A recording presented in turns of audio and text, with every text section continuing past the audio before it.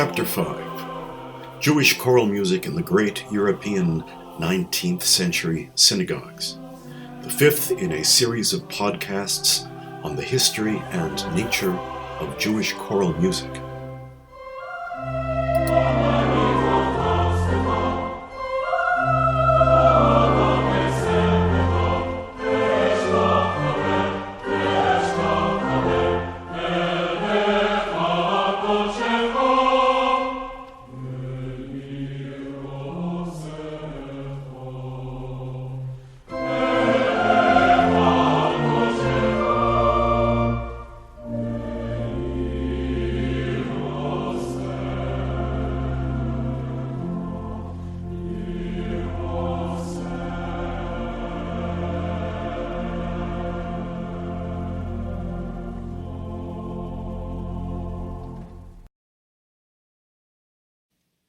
Many people consider Louis Lewandowski to be the greatest of the 19th century synagogue choral composers.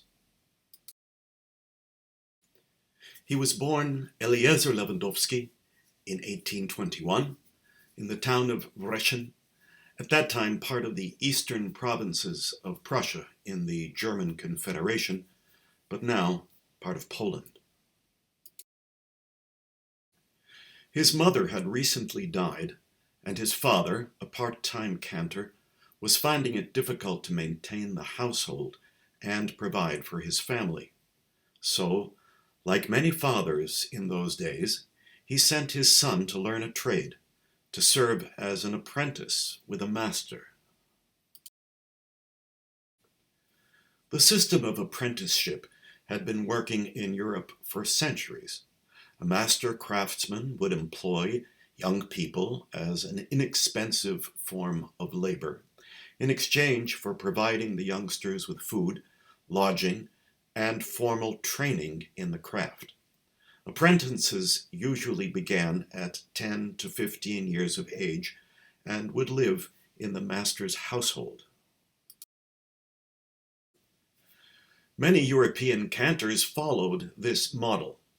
The boys would serve as meshorerim, singing harmony with the cantor while absorbing the traditional melodies.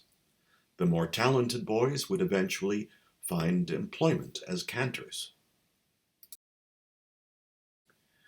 So, in 1833, the 12-year-old Eliezer Lewandowski left his father and joined the masses of Jews who were leaving Posen and traveling west to the big city of Berlin.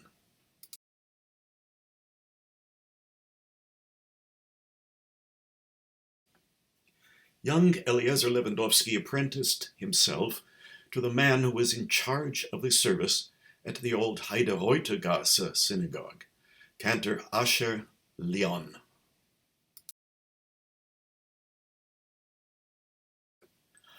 Asher Leon's musical style was one that could be heard in many Ashkenazic synagogues.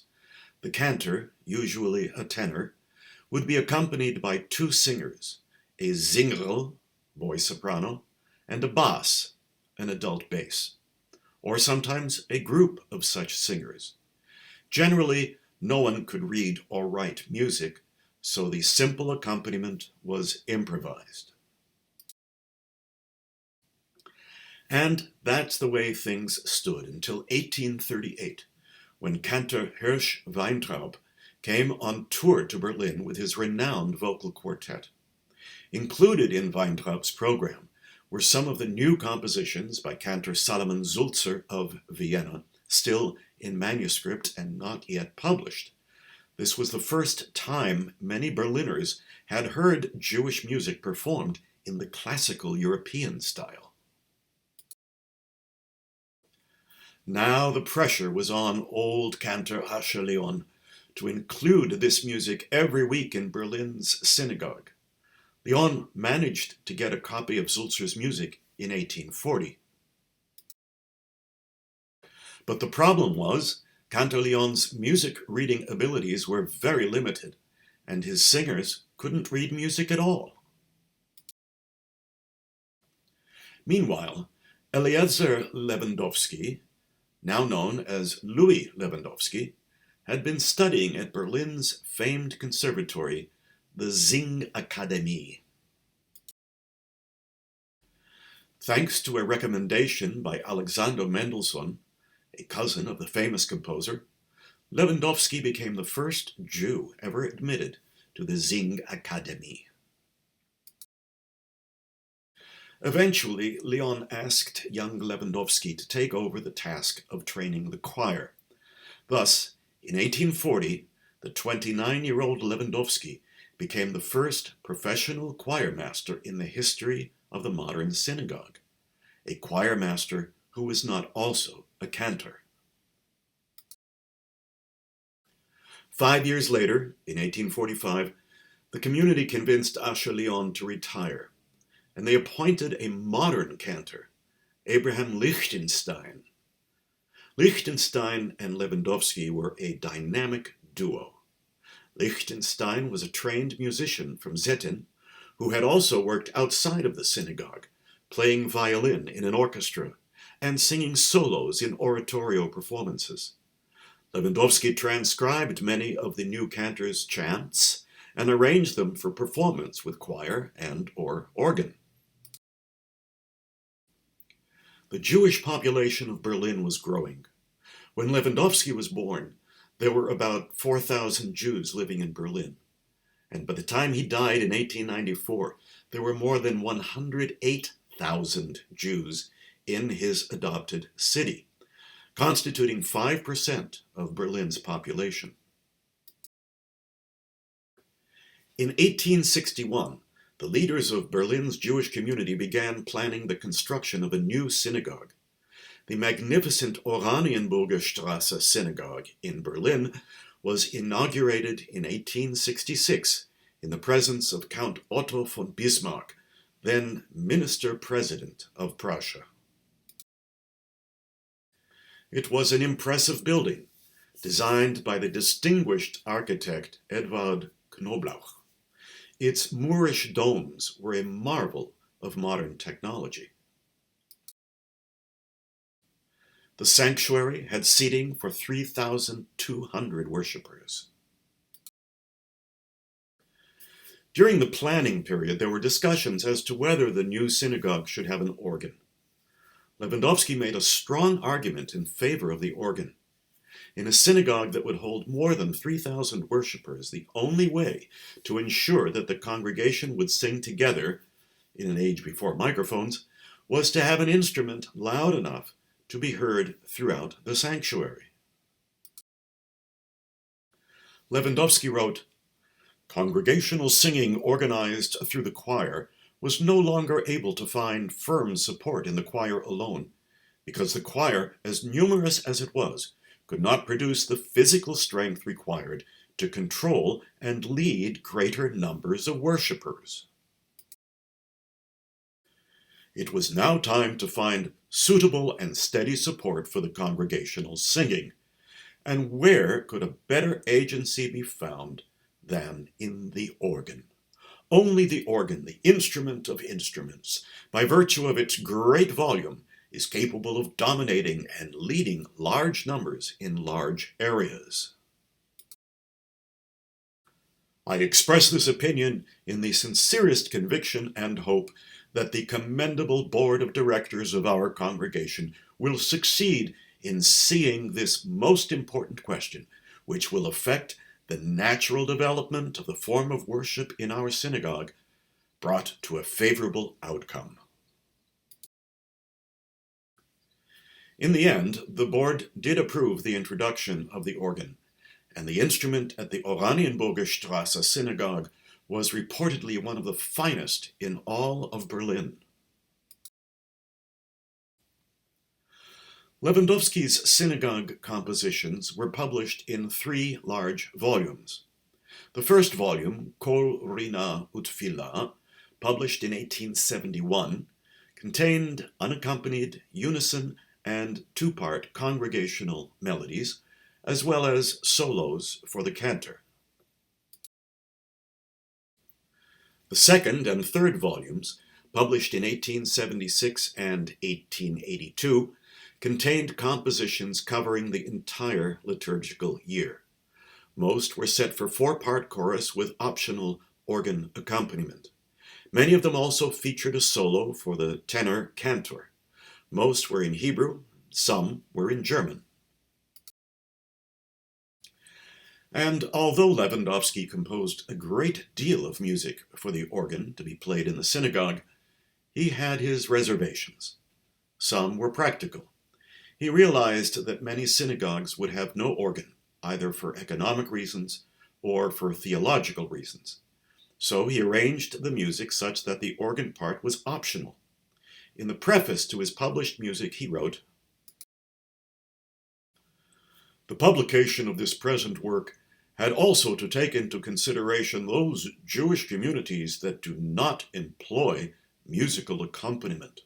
The entire contents had to be rearranged to accommodate their needs." The choral pieces can always be performed without the organ accompaniment.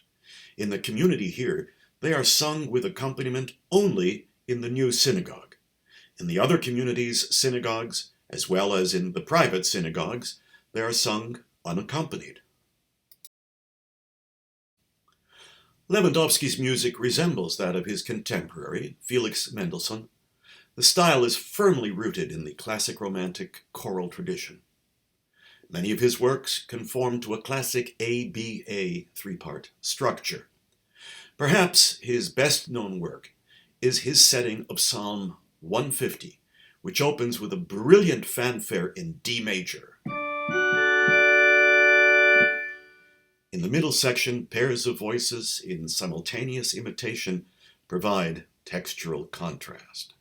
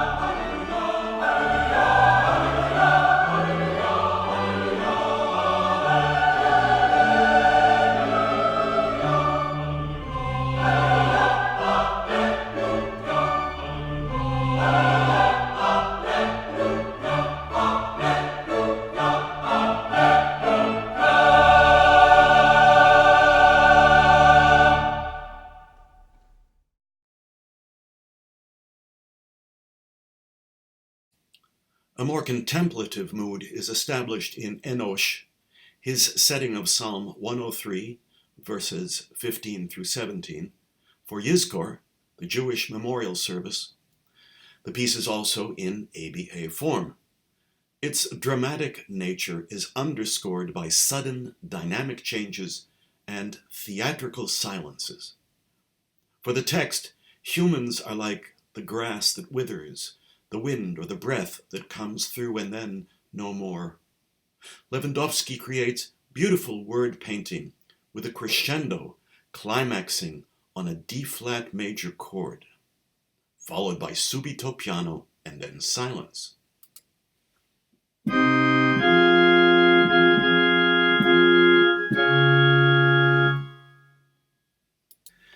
In the recapitulation, he repeats the figure, but this time with imitation between the sopranos and the three lower parts, climaxing in an F-sharp diminished seventh chord, followed again by the silence.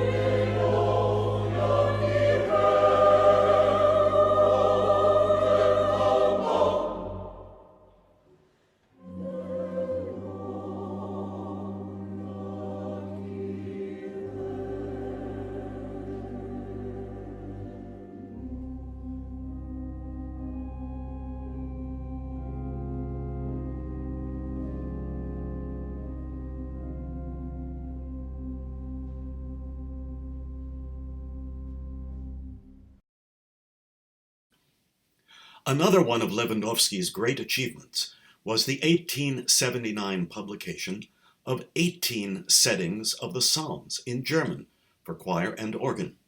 In the preface he wrote, "These works satisfy the need of many congregations to perform 4-part psalms with organ accompaniment during the religious service. These psalms are also suited for choral societies, upper schools, and other schools." A beautiful example of the German language compositions in Lewandowski's 18 liturgical psalms is his setting of Psalm 36, Ewige. A typical Lewandowski trait is the switch from major to parallel minor, which we see in measures 11 to 14 for the text, "Your justice is like the great deep."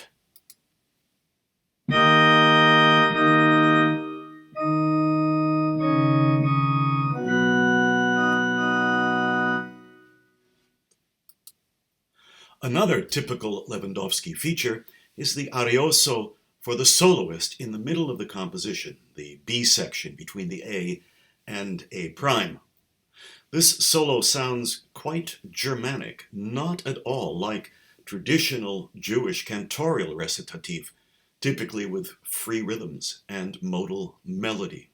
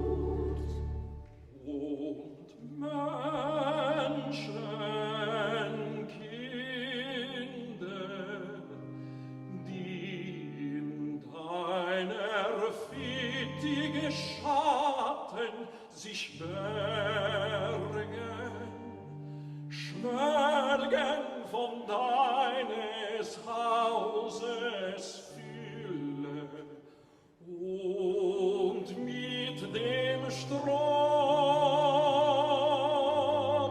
deiner Süßigkeiten tränkest